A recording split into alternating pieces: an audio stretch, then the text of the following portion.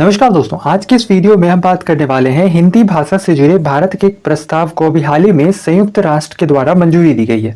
इससे जुड़े जितने भी इंपॉर्टेंट क्वेश्चन जो कि अपकमिंग एग्जाम्स के लिए बन सकते हैं उन सबको भी हम लोग देखेंगे। साथ ही साथ आज के इस टॉपिक से जुड़े क्वेश्चन भी आपको वीडियो के आखिर में मिलेंगे, तो ऐसे में वीडियो में अंत तक बने रहे। बिना ज्यादा समय लिए चलिए वीडियो को शुरू करते हैं।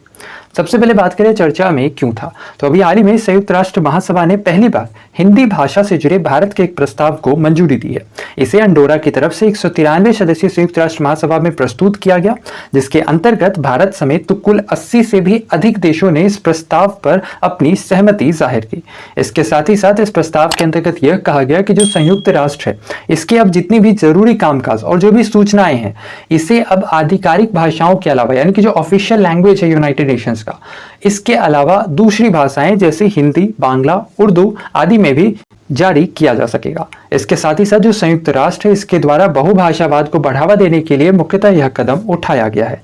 इसके साथ ही साथ अब जो यूनाइटेड नेशन है इसके सभी कामकाज और साथ ही साथ यूनाइटेड नेशन के महासचिव के जरूरी संदेशों को हिंदी, पुर्तगाली, उर्दू, बंगाली और फारसी भाषाओं में भी पेश किया जाएगा।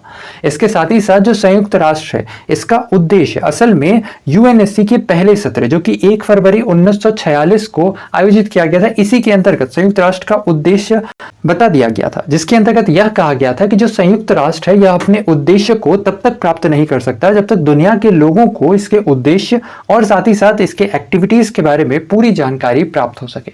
अब जब भी बात दुनिया की आती है तो वैसे कंडीशन में दुनिया के अंदर कई सारे अलग अलग कंट्रीज और कई सारी अलग अलग लैंग्वेजेस हैं, कई सारे अलग अलग भाषाएं हैं। तो वैसे कंडीशन में संयुक्त राष्ट्र को अपनी संदेश को लोगों तक पहुंचाने में बहुत मुश्किलें आती थी, जिसकी वजह से शुरुआत में 6 ऑफिशियल लैंग्वेजेस जारी किए गए। लेकिन इन 6 ऑफिशियल लैंग्वेजेस से भी जो मुख्य संदेश होते थे वह सभी लोगों तक नहीं पहुंच पाते थे, जिसकी वजह से अब इसके अंतर्गत अनऑफिशियल तौर पर कुछ और लैंग्वेजेस को ऐड किया गया है, जिनमें हिंदी, पुर्तगाली, उर्दू, बंगाली और फारसी है। इसके साथ ही साथ जो संयुक्त राष्ट्र है इसके अंतर्गत जो 6 आधिकारिक यानी 6 जो ऑफिशियल लैंग्वेज है ये कौन कौन सी हैं? इनमें अरबी, चीनी, अंग्रेजी, फ्रेंच, रूसी और स्पेनिश भाषा है, जिनमें से अंग्रेजी और फ्रेंच मेन लैंग्वेज के रूप में यूनाइटेड नेशंस में यूज की जाती है। इसके साथ ही साथ हिंदी भाषा से जुड़े भारत के इस प्रस्ताव को मंजूरी मिलने के बाद यूएनजीए में भारत के अस्थायी प्रतिनिधि राजदूत टीएस त्रिमूर्ति ने बताया कि इस साल पहली बार प्रस्ताव में हिंदी भाषा को भी शामिल किया गया है और इस हिंदी भाषा के साथ ही साथ इस प्रस्ताव के अंतर्गत बांग्ला और उर्दू का भी जिक्र किया गया था। इसके साथ ही साथ जो संयुक्त राष्ट्र है इसके अब समाचार और साथ ही साथ इसकी जो मल्टीमीडिया कंटेंट होगी इसे अब हिंदी भाषा में भी प्रसारित किया जाएगा। इसके साथ ही साथ हिंदी को बढ़ावा देने के लिए इससे पहले भी कई सारे प्रयास किए गए हैं, जिनमें वर्ष 2018 में एक प्रयास था जिसका नाम था हिंदी एट यूएन परियोजना, जिसका लक्ष्य हिंदी भाषा में संयुक्त राष्ट्र की सार्वजनिक पहुंच को बढ़ाना और दुनिया भर में हिंदी बोलने वाले लोगों को ज्यादा से ज्यादा कंटेंट प्रोवाइड कराना था। इसके साथ ही साथ बात संयुक्त राष्ट्र की करें यानी यूनाइटेड नेशन से जुड़ी कुछ महत्वपूर्ण जानकारी, जैसे जो संयुक्त राष्ट्र है इसकी स्थापना वर्ष 1945 में की गई थी।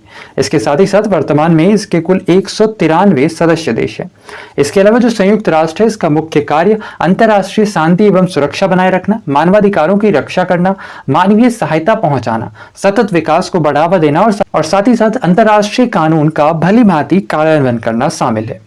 इसके साथ ही साथ जो संयुक्त राष्ट्र है इसकी मेनली 6 मेन ऑर्गन्स है। कौन कौन से? इनमें आता है United nation general assembly, security council, United nation economic and social council, United nation trust council, international court of justice और यूनाइटेड नेशन सेक्रेटरीट।